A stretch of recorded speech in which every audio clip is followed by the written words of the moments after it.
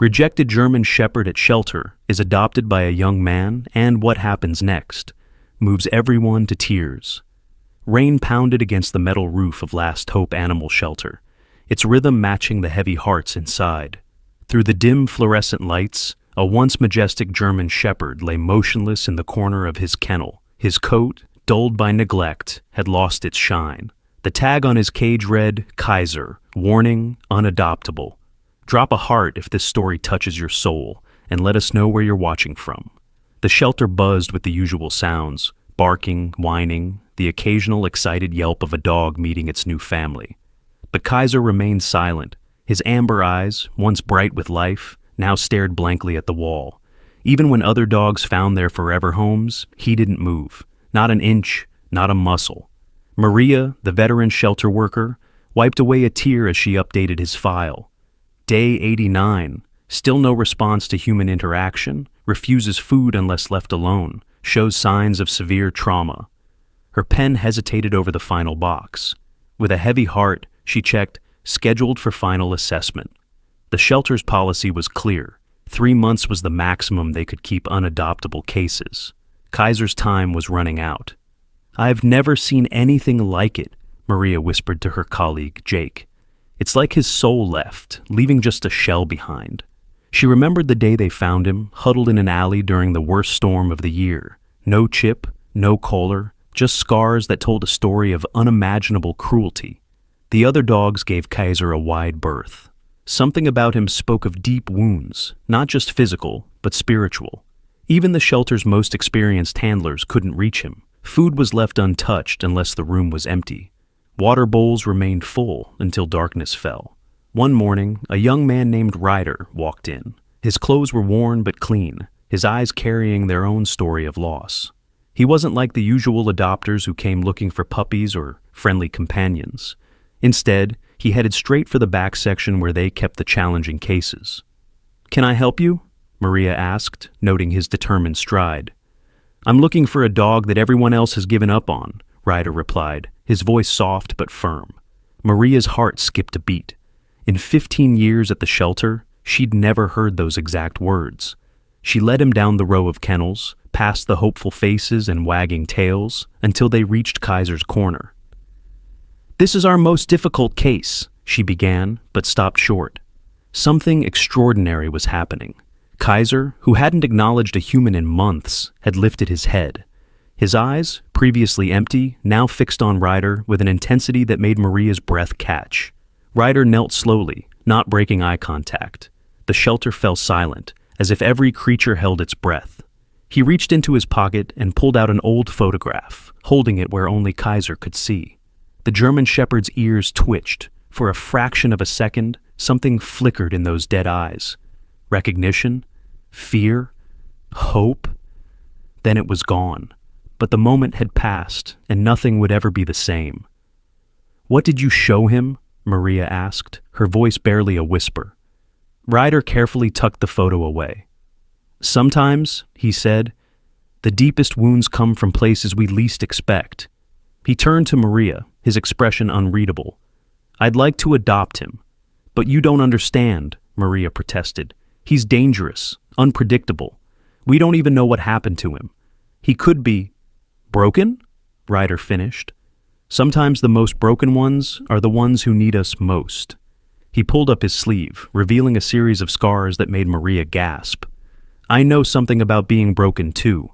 As the rain continued its relentless drumming, Kaiser watched Ryder fill out the adoption papers. For the first time in months, he moved from his corner, taking one small step forward. No one noticed the tears in Maria's eyes, or the way her hands shook as she processed the paperwork. No one except Kaiser, who somehow sensed that this moment wasn't just about him. It was about all the lost souls who needed just one person to believe in them, one chance to prove that even the most shattered spirit could be made whole again.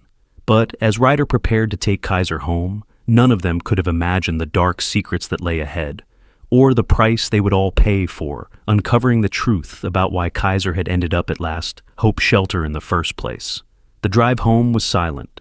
Ryder's old pickup truck rumbled through the rain-slicked streets while Kaiser sat perfectly still in the passenger seat, his eyes fixed on the passing shadows. The photograph that had sparked that moment of recognition lay heavy in Ryder's pocket, its edges worn from years of handling. They pulled up to a modest house on the outskirts of town. The yard was small but fenced, with an ancient oak tree spreading its protective branches over the roof. As Ryder opened the truck door, Kaiser didn't move. "It's okay," Ryder said softly. "No one will hurt you here." He reached for Kaiser's leash, but stopped when he saw the dog's slight tremor. Instead, he simply opened the passenger door and waited. Minutes passed. The rain had stopped, leaving behind a heavy silence broken only by distant thunder. Finally, Kaiser took a tentative step onto the wet ground. His paws sank into the soft earth, and for a moment, something like confusion crossed his face. Inside the house, Ryder had prepared a corner with a plush bed, water bowl, and food. But Kaiser ignored these comforts, choosing instead to press himself against the wall furthest from any windows or doors. His muscles were tense, ready to flee from invisible threats. That night, neither of them slept. Ryder sat on the floor a few feet from Kaiser, speaking in low, gentle tones about nothing in particular. The stories he told painted pictures of peaceful places, mountain streams, quiet forests, open fields where no shadows lurked. Around midnight, Kaiser's stomach growled loudly. The sound seemed to startle him, and he pressed even harder against the wall. Ryder slowly pushed a bowl of food closer, then returned to his spot. "You know," he said, pulling out the photograph again, "I found him just like you." In the dim light, Kaiser's eyes fixed on the image. Another German shepherd, proudly wearing a service dog vest. His name was Magnus. "He saved my life in more ways than one." Kaiser's ears twitched at the name. This time, the recognition in his eyes lasted longer. "You knew him, didn't you?" Ryder's voice cracked slightly. "That's why you responded at the shelter. You recognized Magnus." For the first time, Kaiser made a sound, a soft whimper that seemed to carry years of pain. Ryder's hands began to shake as pieces of a puzzle he hadn't even known existed started falling into place. "He disappeared 3 years ago," Ryder continued, studying Kaiser's reaction. "The police said he probably just ran away, but Magnus would never—" He stopped as Kaiser suddenly stood up, his whole body trembling. The next moment would be seared into Ryder's memory forever. Kaiser took 3 shaky steps forward and gently nosed the photograph.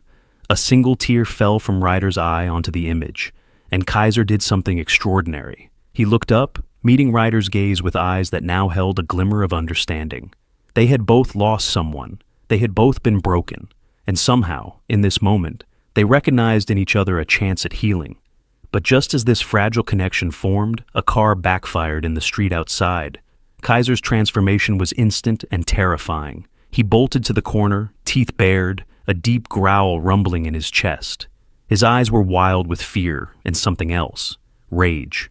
Ryder saw it then, the thin white line around Kaiser's neck where fur hadn't grown back properly. The same kind of mark Magnus had worn from his service dog collar. But on Kaiser, it looked different. Wrong. As he watched the traumatized dog in his corner, Ryder made a silent vow. He would discover what connected Kaiser to Magnus, and who had turned this proud, noble animal into a creature of fear and shadows. But he had no way of knowing that this promise would lead him down a path that would uncover a conspiracy of cruelty beyond anything he could imagine, or that the answers he sought would put both their lives in danger. The next few days fell into a careful routine. Ryder worked from home as a freelance graphic designer, which meant he could spend every moment observing Kaiser's subtle changes. The German shepherd only ate after midnight, when the world outside fell silent. He drank water in quick, nervous laps, as if expecting it to be taken away. But slowly, almost imperceptibly, things began to change. It started with the distance. Each day, Kaiser's corner shifted a few inches closer to where Ryder sat with his laptop. Neither acknowledged this silent dance, but both were intensely aware of it. By the 4th day, only 6 feet separated them instead of 12. Then came the nightmares. They struck without warning. Kaiser would jerk awake, his legs scrambling against invisible restraints, desperate whimpers escaping his throat. The first time it happened, Ryder instinctively moved to comfort him. Kaiser's reaction was explosive. He snapped at the air, eyes unseeing, lost in whatever horror his mind was replaying. Ryder called Maria at the shelter, hoping for insight. Did he ever have nightmares there? No, she said, her voice thoughtful. But he never really slept either. He would just watch all night long. The breakthrough came on a quiet Sunday morning. Ryder was sorting through old boxes, looking for more pictures of Magnus, when he found his old service dog training manual. As he flipped through the pages, something fell out. A business card for Elite Guardian Training Academy. The moment Kaiser heard the rustling paper, his head snapped up. His eyes locked onto the manual with an intensity that made Ryder's heart race. Slowly, carefully, Ryder held up the business card. Kaiser's reaction was immediate and shocking. He began to shake violently, his teeth chattering with fear. But instead of retreating to his corner, he took a stumbling step toward Ryder, then another and another. "It's okay," Ryder whispered, hardly daring to breathe. "You're safe now." Kaiser's nose touched the business card, and suddenly the pieces started falling into place. The white line on his neck wasn't from a regular service dog collar. It was too thick, too scarred. The way he reacted to loud noises wasn't just fear. It was trained response. Ryder's hands trembled as he pulled out his phone and searched for Elite Guardian Training Academy. The website was sleek, professional. "Training tomorrow's guardians today," the tagline read. Photos showed proud German shepherds in various poses: alert, attacking, guarding. Each dog wore a thick black collar with a metallic box attached. A sick feeling grew in Ryder's stomach as he scrolled through the images. Then he saw it, in the background of one photo, barely visible but unmistakable. A dog that looked exactly like Magnus, wearing the same type of collar that had left scars on Kaiser's neck. Just then, Kaiser did something unprecedented. He pressed his body against Ryder's leg, trembling but determined. When Ryder looked down, he saw tears in the dog's eyes. Actual tears. And in that moment, he understood. Kaiser wasn't just connecting Magnus's disappearance to the training academy. He was trying to tell Ryder that Magnus hadn't disappeared at all. He had been taken. The realization hit Ryder like a physical blow. His hands clutched Kaiser's fur, and for the first time, the dog didn't pull away. They sat there together, two broken souls united by a shared loss and a terrible truth. But as the sun set outside Ryder's window, casting long shadows across the floor, neither of them knew that they were being watched. In a black SUV parked down the street, a man in a crisp military uniform lowered his binoculars and spoke into a phone. "Sir, we found him, and he's with someone who knew Magnus." The voice that replied was cold, calculated. "Keep watching. If they start asking questions, you know what to do."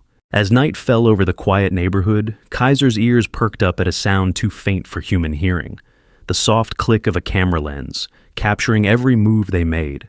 The hunt had begun, but this time, Kaiser wasn't the prey. He was the bait. That night, Ryder couldn't sleep. The weight of his discovery pressed down on him like a physical thing. He sat at his kitchen table, the business card from Elite Guardian Training Academy lying before him like a loaded gun. Kaiser lay at his feet, the closest he'd ever stayed voluntarily, his body tense with shared anxiety. The morning brought an unexpected visitor. Maria from the shelter stood on his doorstep, her face pale with worry. "I had to come," she said, glancing nervously over her shoulder. "Something's wrong. 2 men came to the shelter yesterday, asking questions about Kaiser. They said they were from animal control, but..." She pulled out her phone, showing Ryder a photo she'd secretly taken. The men wore civilian clothes, but their military posture was unmistakable. Kaiser, who had been watching from the hallway, let out a low growl, not of aggression, but of recognition. He knew these men. "There's more," Maria whispered, her hands shaking as she pulled out a thick folder. "I went through our old records. 3 years ago, right around when you said Magnus disappeared, we had a string of German shepherd disappearances. All of them were service dogs or had special training. All of them vanished without a trace." Ryder's blood ran cold as he flipped through the pages, photo after photo of proud, noble dogs, all gone. But it was the last page that made his heart stop. A newspaper clipping dated just weeks before Magnus disappeared. "Elite Guardian Training Academy wins military contract for advanced canine program."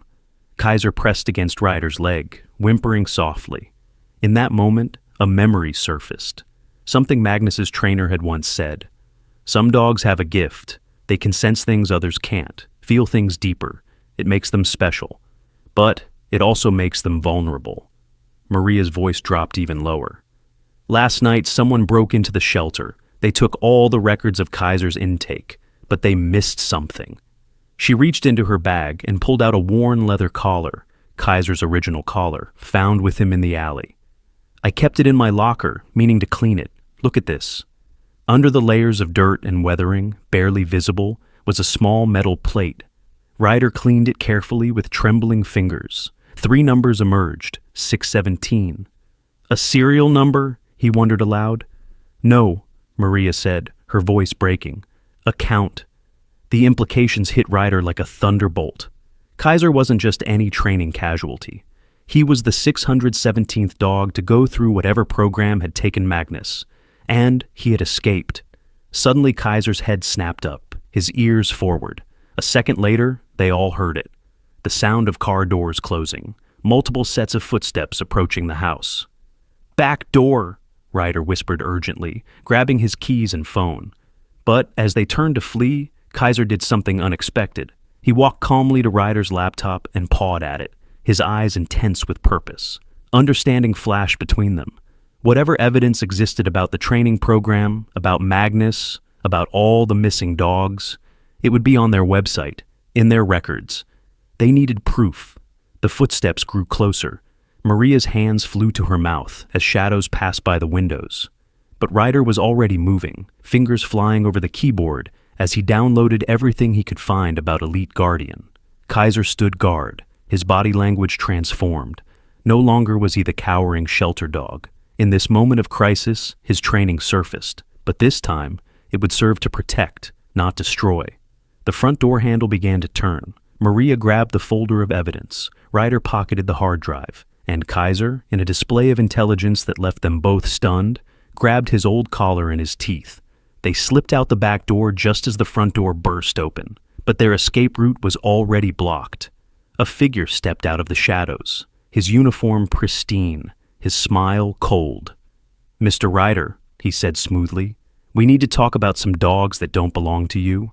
Kaiser's growl was unlike anything Ryder had ever heard, deep, threatening, but layered with something else. Pain, recognition. This was the man who had hurt him, who had taken Magnus, who had broken countless dogs in the name of military progress.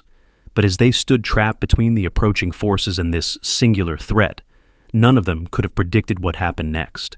Because Kaiser hadn't just been trained as a guardian, he'd been trained as a weapon, and now that weapon was about to turn against its creator. Time seemed to slow down. The man in the pristine uniform, whose name badge read Colonel Richards, took a step forward, his hand moving to his pocket. "Now, Kaiser," he said, his voice carrying a tone of command that made the dog's muscles twitch.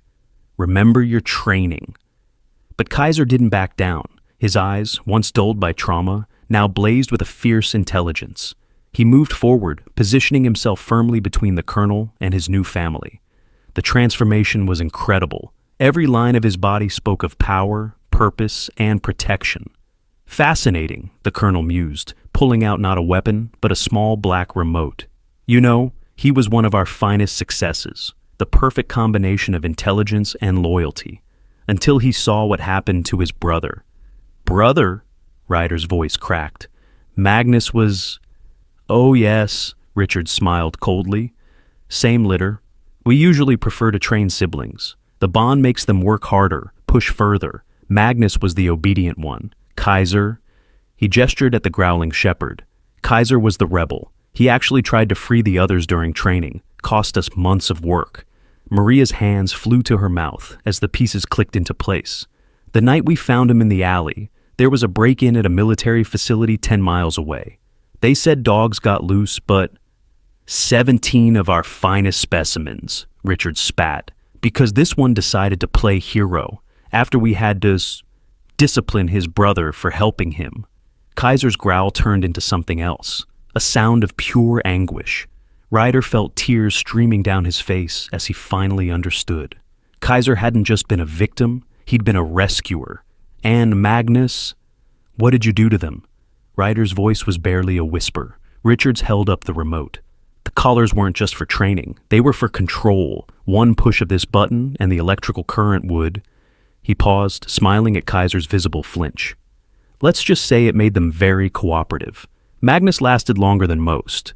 But in the end, Kaiser lunged forward, but not at Richards. Instead, he grabbed the remote from the colonel's hand with surgical precision, a move he'd clearly been trained to perform. Before anyone could react, he'd crushed it in his powerful jaws. The effect was immediate. From inside the house came shouts of pain and confusion. The other German shepherds, the backup Richards had brought, were suddenly free of their own collar's control. And they remembered Kaiser. "Stand down!" Richards shouted, but his voice held an edge of panic now. The sound of breaking glass came from inside the house, as his own trained dogs turned against their handlers.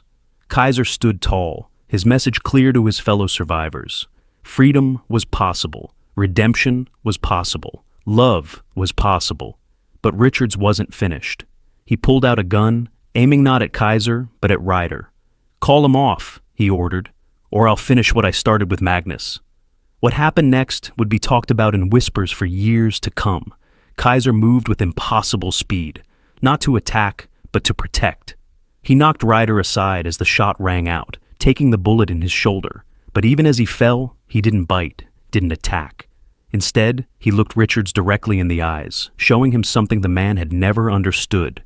True strength comes from love, not fear. The other shepherds burst from the house, surrounding Richards, not attacking, just containing, exactly as Kaiser had trained them during their escape. In the distance, sirens wailed. Maria had managed to call the police. As Richards raised his hands in surrender, surrounded by the very weapons he'd tried to create, Kaiser limped back to Ryder's side. Blood matted his fur, but his eyes were clear and proud. He had done what Magnus couldn't. He had exposed the truth. But as emergency vehicles flooded the street and Richards was taken into custody, no one noticed the small red light blinking on Kaiser's old collar. The colonel hadn't just been training dogs, he'd been gathering intelligence. And somewhere in a secure facility, computers were already analyzing years of data, preparing to create something even more dangerous than trained dogs. The real war was just beginning. At the veterinary hospital, Ryder paced the waiting room while Dr. Sarah Chen worked on Kaiser's wound. Maria sat nearby, organizing the evidence they had gathered. The other rescued shepherds had been taken to a secure animal sanctuary, but their eyes still haunted Ryder, each one carrying the same haunted look that Kaiser had worn at the shelter. "Mr. Ryder?" Dr. Chen emerged from the treatment room, her expression grave. "There's something you need to see." Inside, Kaiser lay on the examination table, sedated but stable. The bullet had been removed, but that wasn't what concerned Dr. Chen. She pointed to an X-ray displayed on her computer screen. "At first I thought these were just old injury marks," she explained, highlighting several spots along Kaiser's spine. "But look closer." Ryder leaned in, and his breath caught. Embedded in Kaiser's vertebrae were tiny metallic objects, each no larger than a grain of rice. "They're transmitters," Dr. Chen said softly. "Advanced ones. I've never seen anything like them. They're actually integrated with his nervous system." Maria's hand flew to her mouth. The collar wasn't just for control. It was for data collection, Ryder finished, the horrible truth dawning on him. They weren't just training dogs. They were studying how they think, how they feel, how they... "Love," came a new voice from the doorway. They turned to find a woman in a lab coat, her FBI badge glinting under the fluorescent lights. "Agent Diana Patel," she introduced herself, "and you've just stumbled into something much bigger than missing dogs." Over the next hour, Agent Patel revealed a truth more chilling than anything they'd imagined. Elite Guardian wasn't just a training facility. It was part of a classified program called Project Echo. Their goal wasn't to create better military dogs, but to understand and replicate the unique bond between humans and canines. "Think about it," Patel explained, her voice tight with controlled anger. "Dogs can detect diseases, predict seizures, sense emotions, abilities we barely understand. The military wanted to weaponize that connection. The transmitters in Kaiser's spine were recording everything, his emotional responses, his decision-making processes, even his dreams. Kaiser stirred on the table, whimpering softly in his sedated sleep. Ryder stroked his fur, feeling the raised scars that marked each transmitter's location. "But something went wrong, didn't it?" Maria asked, reviewing her shelter records with new eyes. "Kaiser and Magnus," Patel nodded. "They showed empathy levels off the charts, the ability to not just follow commands, but to understand the moral weight of those commands. When they realized what was happening to the other dogs, they tried to stop it," Ryder whispered, remembering Richard's words. "That's why Magnus had to be eliminated. He wasn't just helping Kaiser free the others. He was providing proof that the program was wrong." A soft beep from Dr. Chen's computer interrupted them. The X-ray image had changed, showing new data streams from the transmitters. Kaiser's brain activity was spiking, even under sedation. "He's remembering," Dr. Chen breathed, watching the patterns. "Everything they did to him, everything they made him see." Suddenly, Kaiser's eyes snapped open, but instead of fear or aggression, they showed something else: determination. He struggled to his feet, ignoring their attempts to keep him still, and limped to Dr. Chen's computer. The room fell silent as they watched the data streams change. Kaiser wasn't just remembering, he was deliberately activating the transmitters, sending out signals in a pattern too precise to be random. "He's trying to tell us something," Agent Patel said, quickly connecting her laptop to record the data. All this time, they thought they were studying him, but he was studying them, learning their protocols, their frequencies. The screens filled with encrypted data, locations, dates, personnel files. Everything Project Echo had tried to hide, stored in the very devices they had used to control their subjects. But as they began to decrypt the information, an alarm blared from Patel's laptop. Someone else was accessing the data stream. The transmitters in Kaiser's spine had become a beacon, and now they were broadcasting to multiple receivers. "They're coming," Patel said urgently, already reaching for her phone to call for backup. "And this time, they'll send worse than dogs." Kaiser stood shakily, his wound forgotten, and moved to the window. In the distance, black helicopters appeared against the night sky. He turned to Ryder, and in his eyes was a message clearer than any words. The evidence they needed was inside him, but extracting it would put everyone at risk. The choice was impossible: expose the truth and endanger everyone Kaiser had tried to protect, or destroy the evidence and let Project Echo continue its cruel work. But Kaiser had already made his decision. He pressed his head against Ryder's hand, sharing one moment of pure trust and love. Then, before anyone could stop him, he raced out of the clinic into the darkness. He would be the bait one last time, leading the danger away from those he loved. But this time, he wasn't running from his past. He was running toward justice, for Magnus, for all the other dogs, and for the sacred bond between humans and animals that no amount of military technology could ever truly understand. "No!" Ryder rushed to follow, but Agent Patel held him back. "Wait," she commanded, her fingers flying across her laptop keyboard. "The transmitters. We can track him, but more importantly, we can use them to protect him." Dr. Chen quickly joined her, pulling up Kaiser's neural data. "The frequencies they use to control the dogs. We might be able to reverse them, create a blocking signal." But Ryder wasn't listening. His eyes were fixed on the old photograph of Magnus that had started everything. Suddenly, he noticed something he'd missed before, a reflection in Magnus's service dog tag. Numbers, barely visible, 2751. "The research facility," Maria gasped, reading from the Project Echo files they had recovered. "Building 2, Lab 751, ... Where they kept the original data, Agent Patel finished. "Kaiser's not just running away. He's leading them exactly where he wants them to go." Through the tracking system, they watched Kaiser's signal moving with purpose through the city. The helicopters followed, their searchlights cutting through the darkness. But they didn't realize they were being played by a dog who'd spent years learning their tactics. "We need to move," Patel ordered, already calling in her team. "That facility houses more than just data. If what we found in Kaiser's transmitters is correct, they're preparing to launch Phase 2 of Project Echo." "What's Phase 2?" Ryder asked, dreading the answer. "Human trials," Dr. Chen said quietly, reading from the decrypted files. "They've developed a way to replicate the canine empathy patterns they recorded. They're planning to create human soldiers with the loyalty and sensory capabilities of dogs, but none of the moral constraints that made Kaiser and Magnus resist." The implications were staggering. An army of soldiers with enhanced abilities, but no capacity for questioning orders, no ability to distinguish right from wrong. They raced through the night, following Kaiser's signal. But when they arrived at Building 2, they found something unexpected. The security systems were already disabled, and inside. Kaiser stood in the center of Lab 751, surrounded by servers containing years of Project Echo's research.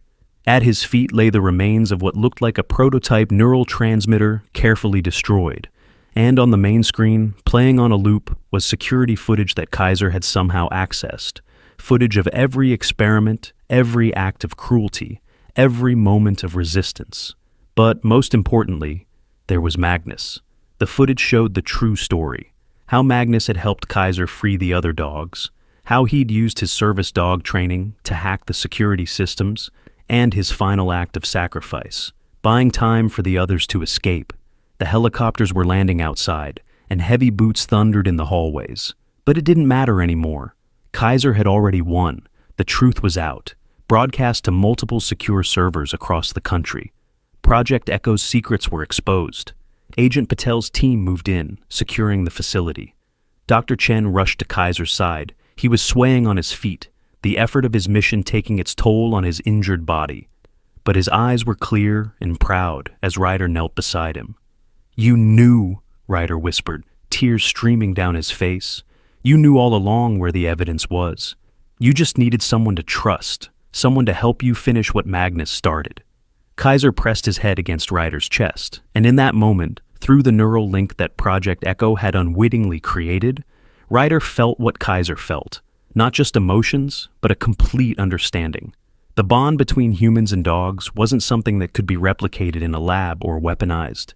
It was something pure, something sacred. But as federal agents swarmed the facility, and the truth of Project Echo began to shake the foundations of military research, a small red light still blinked deep within Kaiser's spine. Because the real secret, the one that even Project Echo hadn't fully grasped, was that their experiments hadn't failed. They had succeeded too well. Kaiser and Magnus hadn't just developed enhanced empathy. They had evolved into something more.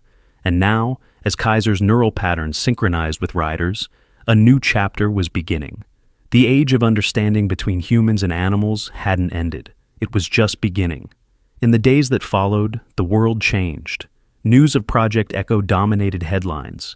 Military officials were arrested, research facilities were shut down, and hundreds of enhanced dogs were discovered and freed. But the bigger story was happening in a quiet laboratory where Dr. Chen and Agent Patel worked to understand the true scope of what Kaiser and Magnus had achieved. "It's remarkable, Doctor," Chen said, studying the neural readings. The transmitters weren't just recording Kaiser's responses, they were evolving with him. Each time he made a moral choice, each time he chose compassion over conditioning, the network adapted.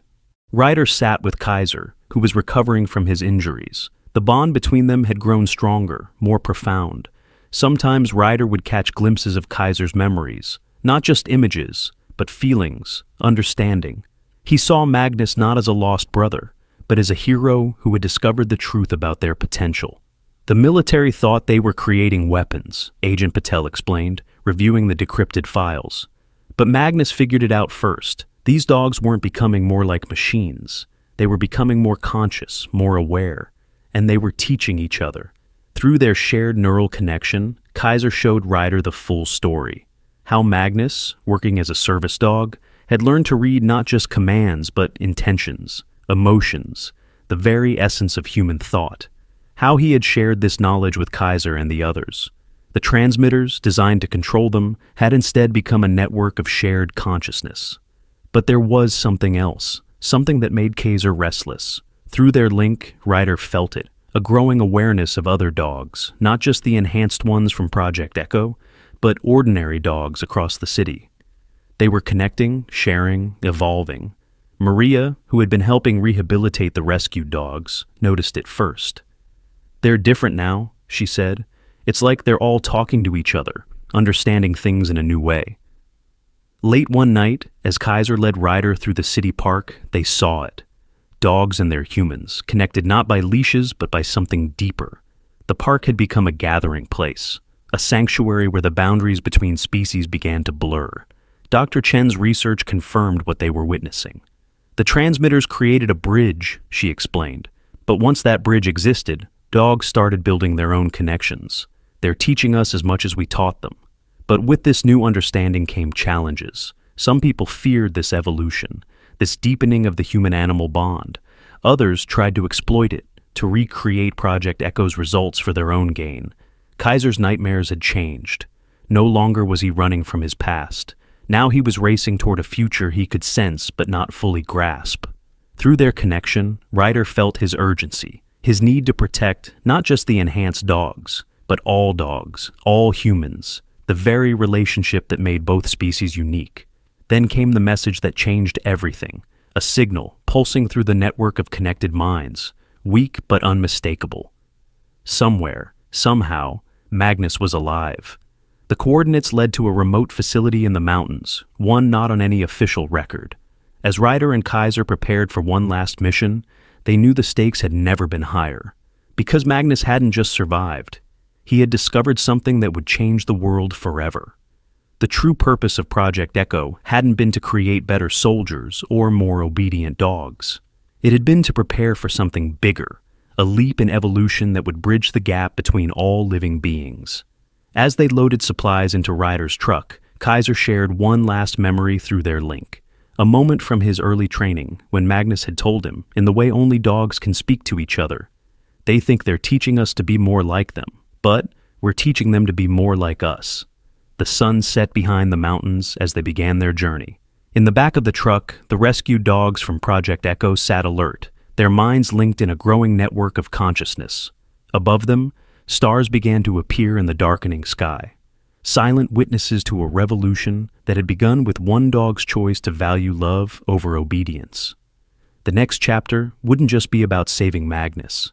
It would be about saving the very soul of two species bound together by something stronger than any technology, the capacity to love, to trust, and to evolve together.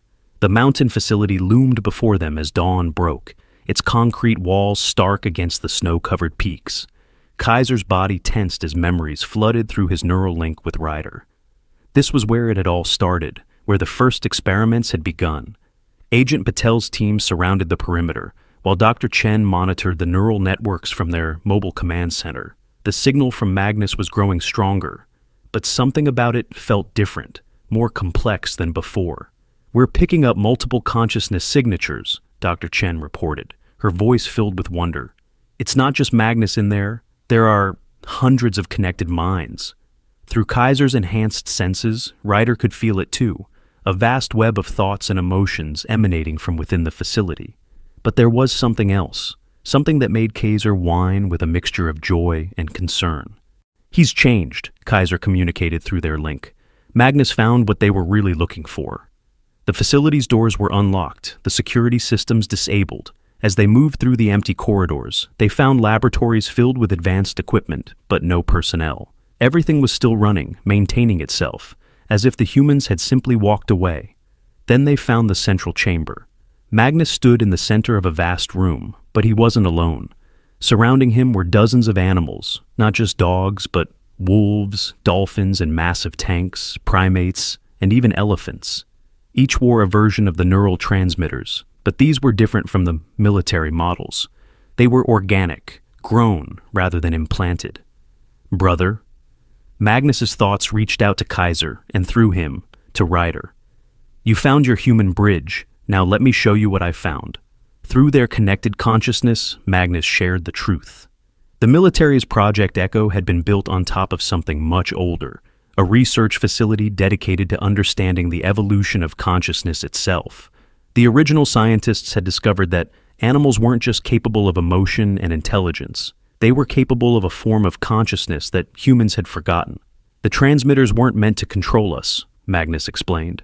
"They were meant to remind us, all of us, of what we once were, what we could be again."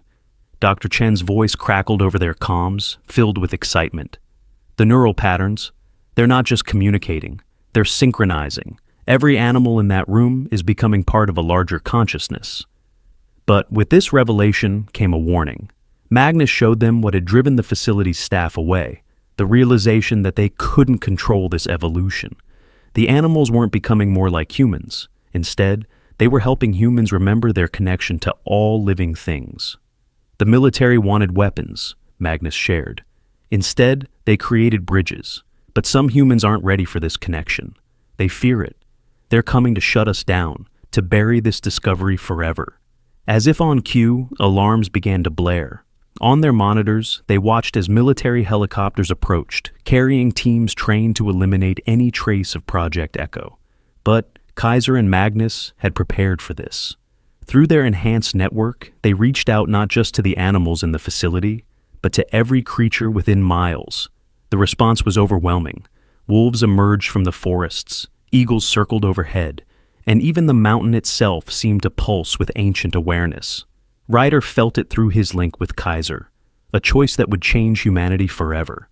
They could shut down the network, return to the old separation between humans and animals, or they could take the next step in evolution, embracing a consciousness that bridged all living things.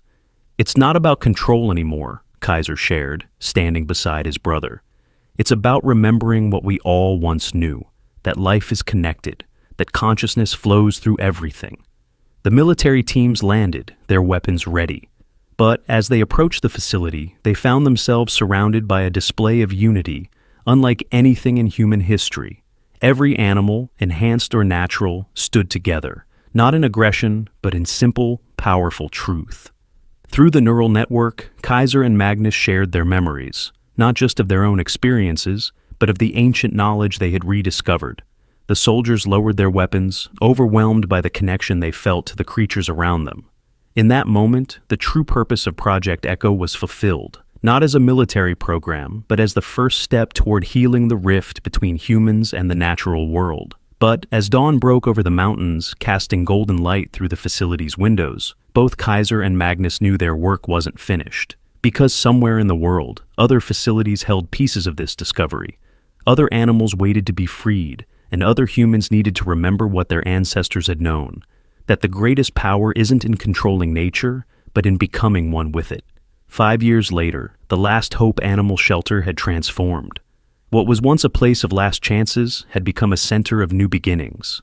Maria stood in the courtyard, watching as children sat in circles with dogs, their minds gently linked through the new organic transmitters that Dr. Chen had developed. Kaiser and Magnus, their coats now touched with silver, lay in the shade of the old oak tree. Through their enhanced consciousness, they guided the younger dogs, teaching them to bridge the gap between animal instinct and human thought.